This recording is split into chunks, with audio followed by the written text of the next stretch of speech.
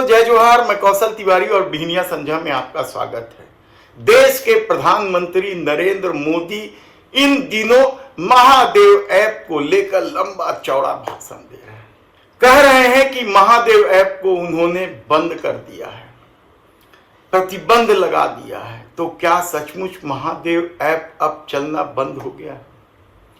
Mahadev app को लेकर जिस तरीके के सवाल उठ रहे हैं उसे हमने परत दर पर जब खोजने की कोशिश की तो जानकर हैरान हो गया कि छत्तीसगढ़ के मुख्यमंत्री भूपेश बघेल को बदनाम करने के लिए गुजरात लॉबी ने किस कदर साजिश रची है। दरअसल छत्तीसगढ़ में होने वाले विधानसभा चुनाव में भारतीय जनता पार्टी की स्थिति इस कदर खराब है कि देश के प्रधानमंत्री नरेंद्र मोदी और अमित शाह के दर्जनों दौरे के बाद भी स्थिति संभलने का नाम ही नहीं ले रही है।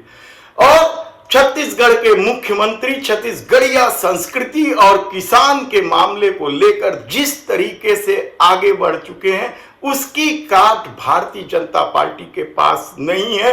लेकिन छत्तीसगढ़ में प्रचुर खनिज संसाधनों को लेकर जो सवाल आरानी और देश के प्रधानमंत्री नरेंद्र मोदी के बीच लेकर उठा है, मित्र प्रेम को लेकर जो सवाल उठा है, तो क्या इस संसाधनों को कब्जा करने के लिए इस सरकार को हटाने के लिए कोई नया कुचक्र रचा गया है और यह कुचक्र महादेव ऐप के माध्यम से खेला गया है।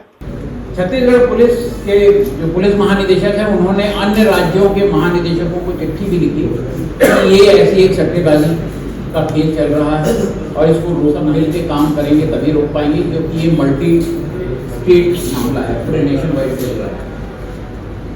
और इसके बाद से माननीय मुख्यमंत्री भूपेश बघेल जी लगातार कह रहे हैं कि ऐप को रोक लगाने का अधिकार अब सिर्फ केंद्र सरकार को है, क्योंकि ये किसी विदेशी धरती से चलता है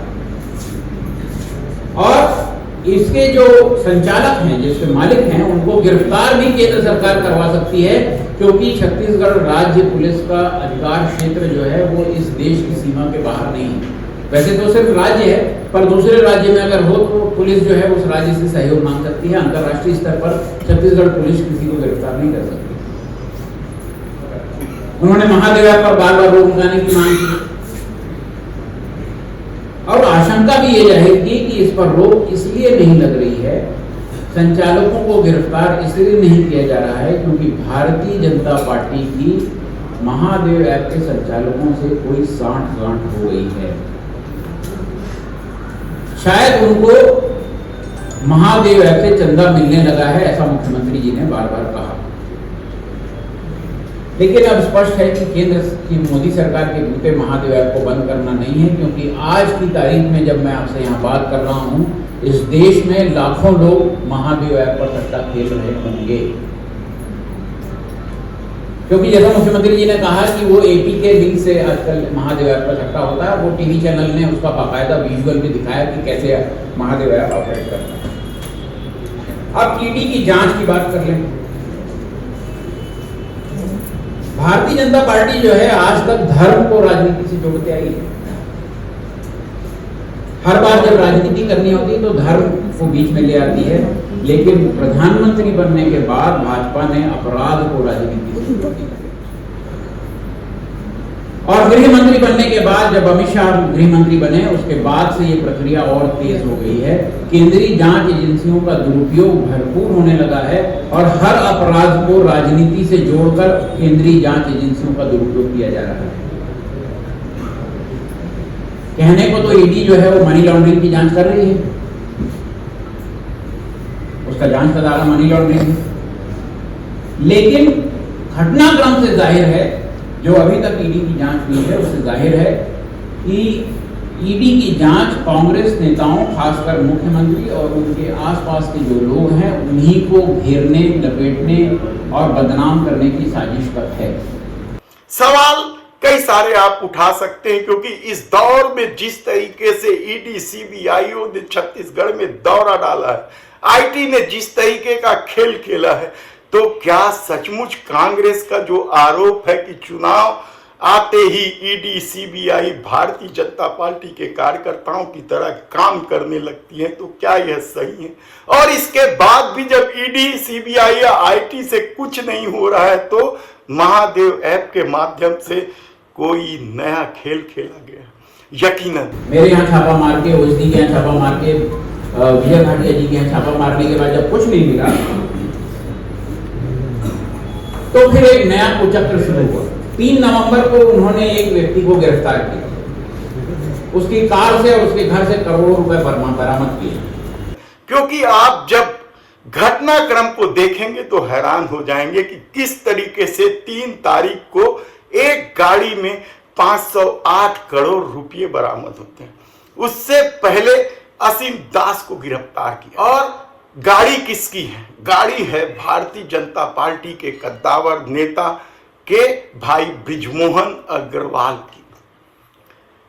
और आरटीआई की सूचना के अनुसार 7 तारीख तक इस गाड़ी का कहीं भी आरटीओ में ट्रांसफर करने का आवेदन नहीं था। लेकिन बृजमोहन अग्रवाल का कहना है कि वे गाड़ी 6 महीना पहले ही बेच चुके हैं। जो असीम दास गिरफ्तार होता है वह किसी बघेल का नाम लेता है। छत्तीसगढ़ में हजारों की संख्या में बघेल होंगे, लेकिन भारतीय जनता पार्टी अंदाजा लगा लेती है या मान लेती है कि बघेल कोई और नहीं, मुख्यमंत्री भूपेश बघेल। इसी तरीके से अभी यह मामला तूल पकड़ रहा था और ईडी ने प्रेस नोट जारी कर दिया। और यही नहीं, ईडी ने साफ कहा कि अभी यह जांच का विषय है, लेकिन भारतीय जनता पार्टी ने इस जांच के विषय को नजरअंदाज करके भूपेश बघेल पर हमला बोल दिया और यह कहने लग गए कि यह राशि छत्तीसगढ़ के मुख्यमंत्री भूपेश बघेल के लिए ही था। इसके बाद अचानक एक शुभम सोनी नाम का शख्स आता, लेकिन हम बता दें कि शुभम सोनी के आने के पहले ईडी ने कभी नहीं कहा था कि शुभम सोनी महादेव ऐप के संचालक हैं या मालिक है। वे तो सौरभ चंद्राकर और रवि उत्पल का ही नाम लेते रहे। लेकिन अचानक शुभम सोनी आकर कुछ कागजात दिखाने लगता है और सीधे सीधे कहता है कि कोई वर्मा। उन्होंने भी किसी का नाम नहीं लिया, केवल एक सरनेम बताते हैं कि एक वर्मा से वे मिलते हैं जो उन्हें मुख्यमंत्री से मुलाकात करवाते हैं और इस तरह का सेटिंग होता है। मुख्यमंत्री कहते हैं कि तुम दुबई जाओ और वहां से व्यापार करो। लेकिन भारतीय जनता पार्टी के मीडिया से जुड़े लोग, प्रवक्ता लोग, जिसमें केदारनाथ सिंह, अनुराग ठाकुर, केदार अग्रवाल हैं, ने प्रेस कॉन्फ्रेंस लेकर कह देते हैं कि वर्मा विनोद वर्मा ही है। सोचिए आप कि उस शुभम सोनी ने वर्मा कहा, अपने को महादेव ऐप का मालिक बताया, लेकिन उससे पहले ईडी इतने लंबे समय से जांच कर रही, उन्हें नहीं मालूम था कि शुभम सोनी इसका मालिक है। और घटनाक्रम इतना आप तेजी से बदलने लगा है कि भारतीय जनता पार्टी या देश के प्रधानमंत्री नरेंद्र मोदी अब इस मामले को लेकर सीधे सीधे हमला करने लगे। कांग्रेस ने तो चुनाव आयोग को भी पत्र लिखकर कहा है कि यह चुनाव को प्रभावित करने का खेल है। चुनाव आयोग क्या करती है यह एक अलग विषय है, लेकिन जिस तरीके से अडानी कांड के बाद, यानी हिडनबर्ग रिपोर्ट आने के बाद, जिस तरीके से अडानी के खिलाफ बोलने वाले या अडानी के खिलाफ होने वालों के खिलाफ जिस तरीके से मोदी सरकार कार्रवाई करने लगी है, उसकी फेहरिस्त है।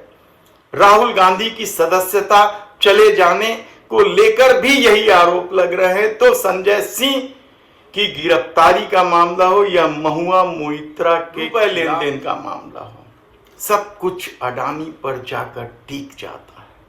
तो क्या महादेव ऐप के माध्यम से छत्तीसगढ़ के मुख्यमंत्री भूपेश बघेल को बदनाम करने की कोशिश वो गुजरात लॉबी कर रहा है, जिसमें देश के प्रधानमंत्री नरेंद्र मोदी, अमित शाह, गौतम अडानी शामिल है?